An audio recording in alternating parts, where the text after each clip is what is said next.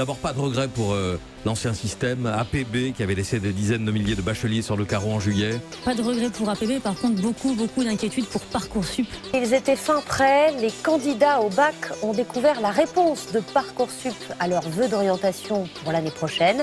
Il y a eu des heureux, des déçus, près de 400 000 élèves n'ont rien vu venir pour l'instant. Combien de bacheliers sont encore sur le carreau? Il y a urgence car la phase principale de la procédure se termine aujourd'hui et effectivement il y en a encore des étudiants qui sont sur le carreau, ils sont plusieurs milliers. Alors que cette réforme, finalement, elle ne fonctionne pas. On se retrouve avec une augmentation du nombre de jeunes dans la population, un boom démographique qui n'a pas été anticipé par ce gouvernement. Et plutôt que de donner les moyens aux établissements d'accueillir l'ensemble des étudiants, là, il nous dit que finalement, les étudiants doivent essayer de trouver des solutions. Oui, c'est ce qu'on dénonce depuis longtemps avec le gouvernement Macron, notamment avec Parcoursup aussi. C'est une sélection sociale et par l'argent que veut mettre en place le gouvernement. Nous, en tant que syndicat, et on est encore beaucoup d'étudiants et d'étudiantes à vouloir se battre contre cette réforme. La lutte sociale et grève générale, que l'habitat se cache le capital.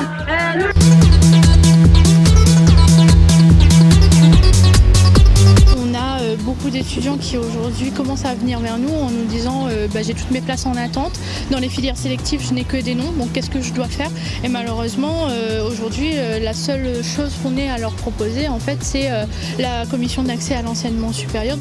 C'est la raison pour laquelle l'UNEF, devant la barrière actuelle, ouvrira samedi une plateforme au nom symbolique, SOS Inscription.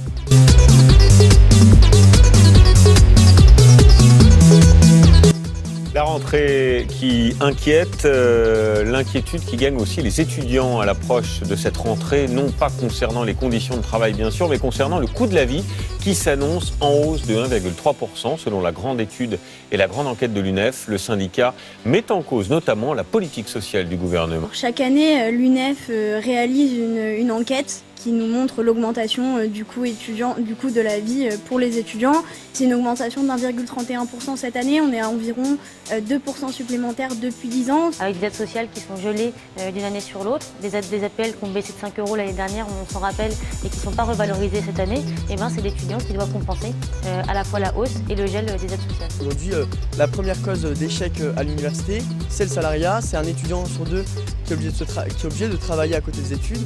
Donc c'est du temps en moins pour réviser, du temps en moins pour étudier et travailler. Et surtout aussi, c'est du temps en moins pour des étudiants pour aussi avoir leur plaisir personnel. Aujourd'hui, être étudiant, c'est aussi un travail à temps plein.